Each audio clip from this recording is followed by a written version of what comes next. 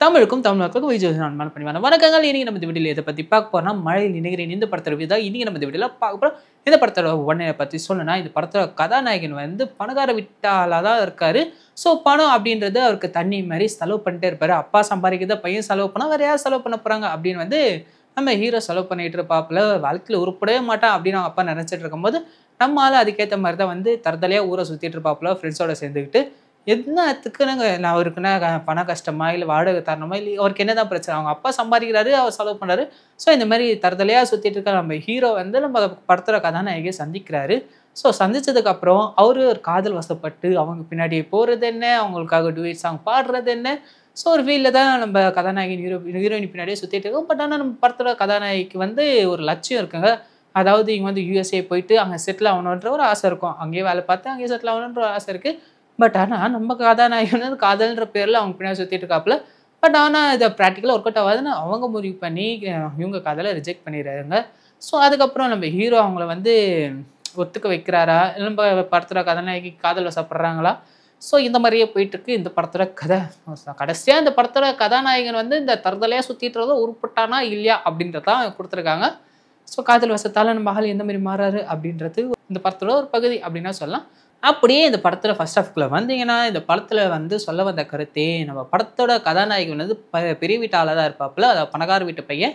So அதனால் வந்து இவருக்கு பர்த்டே வருது. பர்த்டேக்கு சர்ச்சைக்கு போனாலும் அது அவங்க ஃபாதர் சொல்றதை கேட்காம நம்ம ஃபாதருக்கும் அடங்காமல் ஒரு பொண்ணை சைட் வச்சுட்டு இருக்காப்புல அங்கேயே.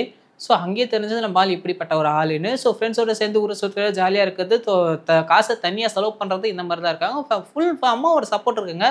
மம்மி சப்போர்ட் இருந்தால் வேறு என்ன பண்ணுறது, பையன் இப்படி தான் சுற்றிட்டு இருப்பான்ற மாதிரி தான் இருந்துச்சு. ஸோ அந்த மாதிரி தரதுலேயே சுற்றிட்டு இருக்க நம்ம ஹீரோ ஒரு யதார்த்தமான ஒரு இடத்துல நம்ம படத்தில் கதாநாயகி சந்திக்கிறாரு.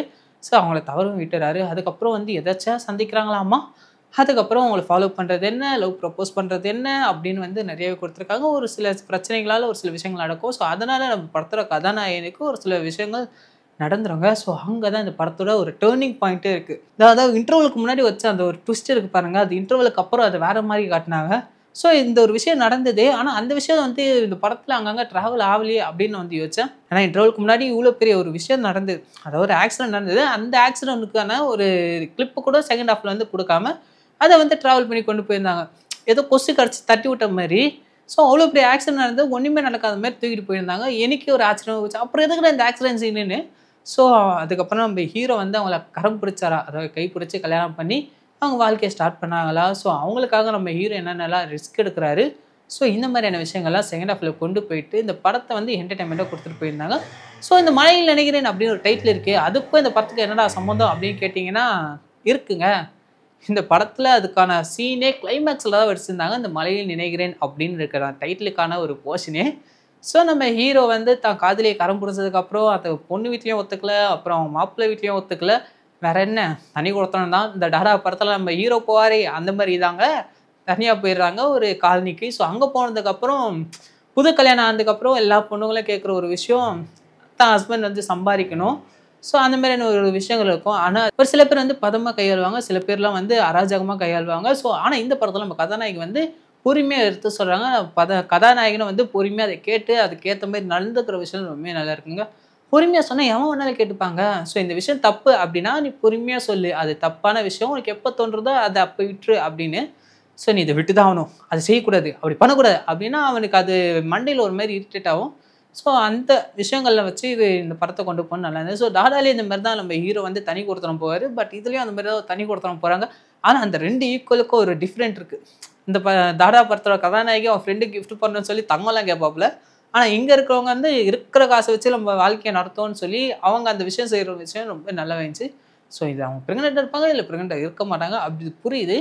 பட் ஆனால் அந்த ஹஸ்பண்ட் அண்ட் ஒய்ஃப்குள்ளே இருந்த அந்த விஷயம் ரொம்ப இந்த இடத்துல ஒர்க் அவுட் ஆகிருந்து. ஸோ அது பார்க்கவும் நல்லா இருந்தது.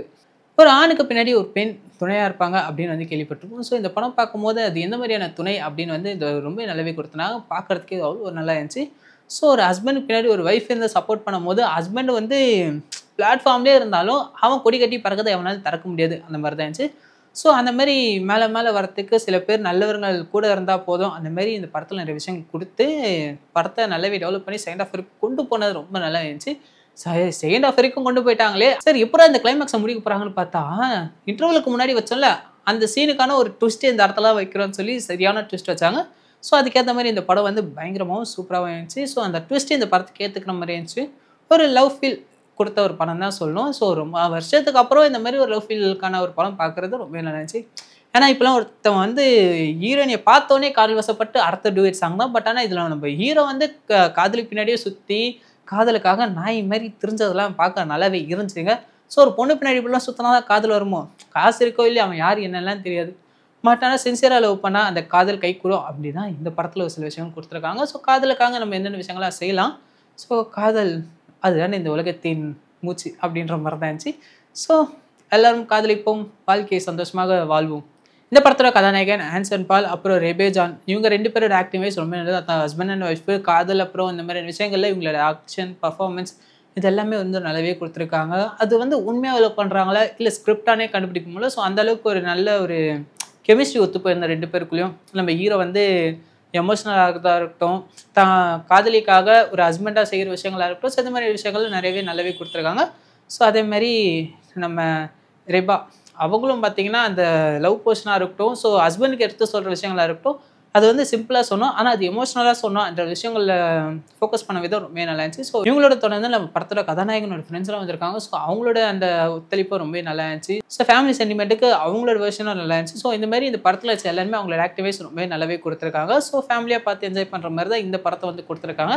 ஒரு முக்கியமான ஒருத்தர் இந்த படத்தோட டைரக்டர் சுரேஷ்குமார் அவர்களை பற்றி கண்டிப்பாக சொல்லி ஆகணுங்க. இந்த படத்தை எழுதின விதமாக இருக்கட்டும், அது கொண்டு போன விதமாக இருக்கட்டும், ஸோ மழையில் இணைகிறேன் அப்படின்னு டைட்டில் வச்சு சரி அப்படி என்னதான் மழையில் நினைய போகிறாங்க அப்படின்னு வரும்போது அந்த கண்ணீர் துளிகளால் நீங்கள் நினைவீர்கள் என்பதே நான் மழையில் நினைவீர்கள் அப்படின்னு வச்சுட்டேன்ற மாதிரி இருந்துச்சு. ஸோ அந்த மாதிரியான டைரக்ஷன் ஒர்க் ரொம்ப நல்லாவே கொடுத்துருக்காரு. ஸோ ஒரு லவ் ஸ்டோரியை வந்து எப்படி கொண்டு போய் மக்கள்கிட்ட கொண்டு போய் சேர்க்கணுமோ அந்த அளவுக்கு கொடுத்துருக்காரு. ஸோ அந்த வைப் நல்லாவே கனெக்ட் ஆகிருந்தது. இந்த படத்தோட டிஓபி ஒர்க்காக இருக்கட்டும், எடிட்டிங்காக இருக்கட்டும், மியூசிக்காக இருக்கட்டும், இது எல்லாமே இந்த படத்துக்கு நல்ல சப்போர்ட்டிவாக இருந்தால் கண்டிப்பாக மியூசிக்கு ஃபுல் அண்ட் ஃபுல் சப்போர்ட்டிவாக இருந்தது. ஸோ அந்த இடத்துல வைக்கிற சாங்ஸ்க்கு அந்த போகிற விஷயங்கள்லாம் ரொம்ப நல்லாவே கண்டினியூட்டியாக இருந்தது. ஸோ பார்க்குறதுக்கும் நல்லா இருந்துச்சு, ஃபீல் பண்ணுறதுக்கும் சூப்பராக இருந்துச்சு. ஸோ இந்த படத்தோட ஃபேமிலியோட பார்த்து என்ஜாய் பண்ணிங்க. கண்டிப்பாக வந்து இந்த லவ்வர்ஸோட பண்ணிங்கன்னா இன்னும் நல்லா என்ஜாய் பண்ணிங்க. ஸோ லவ்வர்ஸ்க்கான ஒரு படமாக இருக்கலாம். இது சிங்கிள்ஸாக இருந்தீங்கன்னா போயிட்டு எப்படி லவ் பண்ணணும் அப்படின்னு தெரிஞ்சுக்கலாம். ஸோ ஒரு பொண்ணு பின்னாடி போகிறது முக்கியம் இல்லை, எப்படி போய் ப்ரப்போஸ் பண்ணுறோம் அப்படின்னு தான் முக்கியம். ஸோ போயிட்டு கொஞ்ச நாளுக்கு கொஞ்சம் அந்த இடைவெளி விட்டு பாருங்க. ஒருத்தன் நம்ம பின்னாடி நாய் மாதிரி சுற்றிந்தானே அவனை காணணும் போது அவங்க தேட ஆரம்பிப்பாங்க நம்மளை. ஸோ அந்த மாதிரி விஷயங்களை பார்க்கும்போது நமக்கு ஒரு மாதிரி பூஸ்டப் ஆகும். ஸோ அந்த மாதிரி ஃபாலோ பண்ணி பார்ப்போம் அப்படின்னு.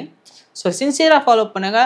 அது வந்து விளையாட்டாக எடுத்துக்காதீங்க. அது மாதிரி கொடுத்துருக்காங்க. ஸோ இந்த படத்தில் டேரக்டர் பயங்கரமாக செஞ்சுருக்காருங்க. இந்த வீடியோ பிடிச்சினா லைக் பண்ணுங்கள், ஷேர் பண்ணுங்கள், மறக்காமல் சப்ஸ்கிரைப் பண்ணி கூட பெல் ஐக்கனை ப்ரெஸ் பண்ணுங்கள்.